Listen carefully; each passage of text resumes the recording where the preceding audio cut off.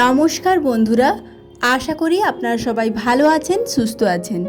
আমার চ্যানেলে আপনাদের সবাইকে আবারও একবার ওয়েলকাম জানিয়ে আজ মাত্র একটি কাঁচা আম দিয়ে বানিয়ে নিচ্ছি প্রায় 50 পিসের ওপরে শুকনো পাঁপড়। সুন্দর এই পাঁপড়গুলো হয়েছে ভীষণই ক্রিস্পি আর সুস্বাদু।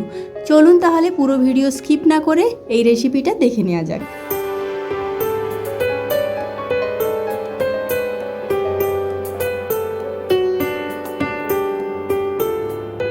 এই কাঁচা আমের পাঁপড় বানানোর জন্য প্রথম আমরা একটা বাটিতে জল নিয়ে নিয়েছি।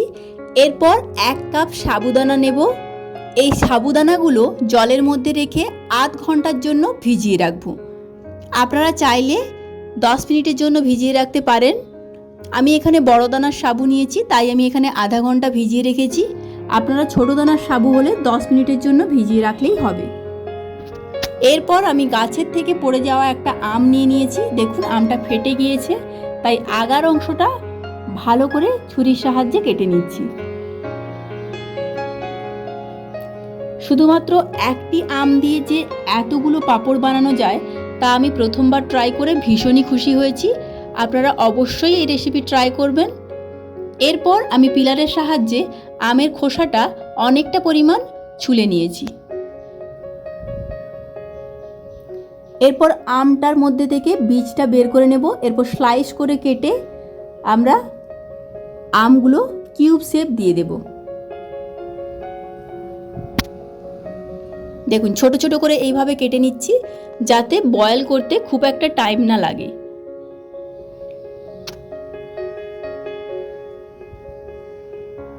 সমস্ত আমগুলো কুচি করে নিয়েছি। এরপর একটি পাত্র নিয়ে আমগুলো ভালো করে ধুয়ে নেব।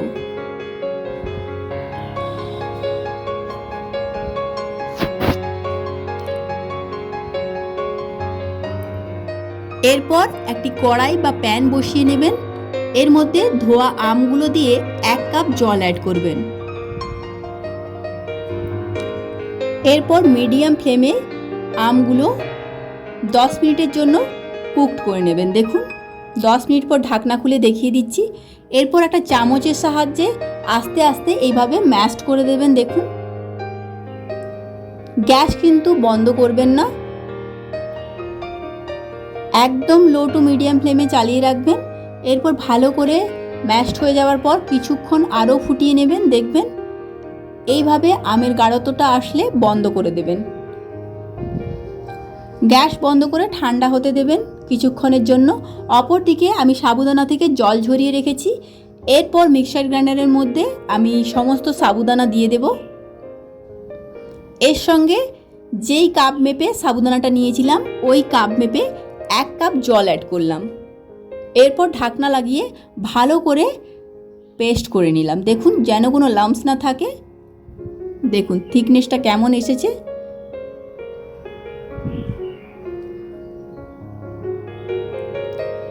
এরপর আম ঠান্ডা হলে আমরা সাবুর মিশ্রণটা অ্যাড করব, কিন্তু এই সময় গ্যাসের ফ্লেমটা কিন্তু বন্ধই থাকবে, গ্যাসটা জ্বালাবেন না।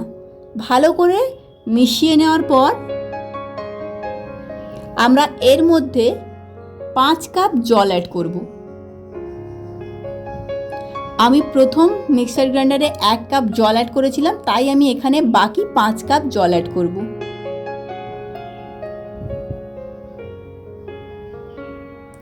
এরপর গ্যাসটা জ্বালিয়ে দিতে হবে। গ্যাস অন করে অনবরত নাড়াচাড়া করতে হবে। দেখুন যাতে সাবুটা না লেগে যায়।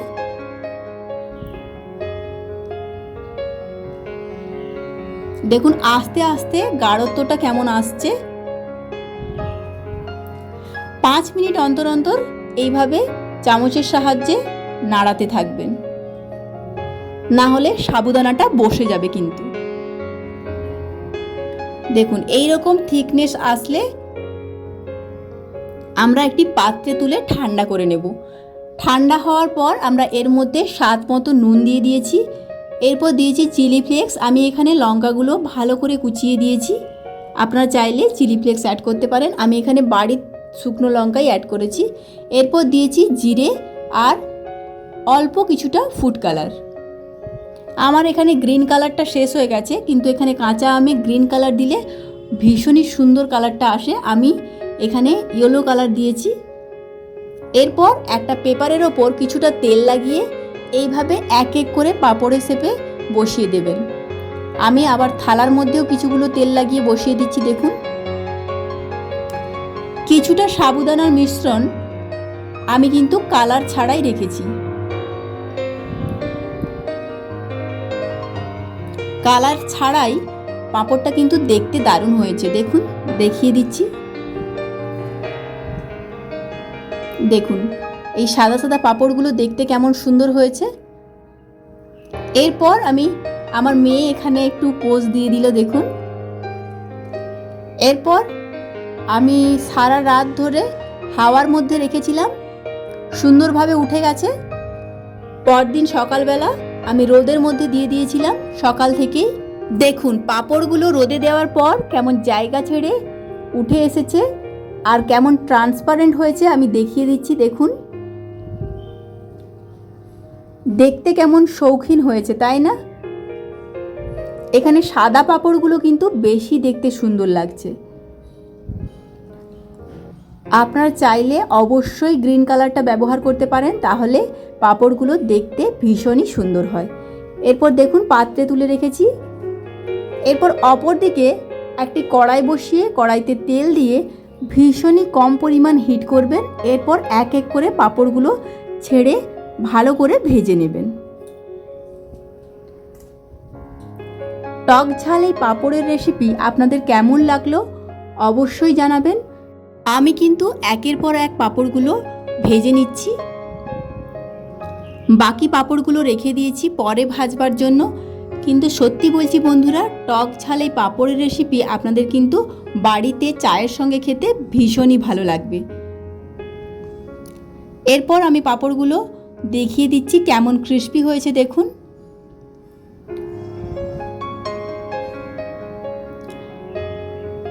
সুন্দর এই রেসিপি যদি ভালো লেগে থাকে অবশ্যই একটা লাইক দেবেন, সাবস্ক্রাইব অবশ্যই করবেন, পাশে থাকা বেল আইকন প্রেস করে নতুন আপডেটের জন্য অপেক্ষায় থাকবেন।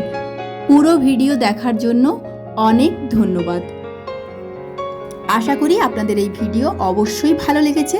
আপনার বাড়িতে অবশ্যই একবার এই রেসিপি ট্রাই করবেন, দেখবেন খেতে কিন্তু অপূর্ব লাগে। নমস্কার।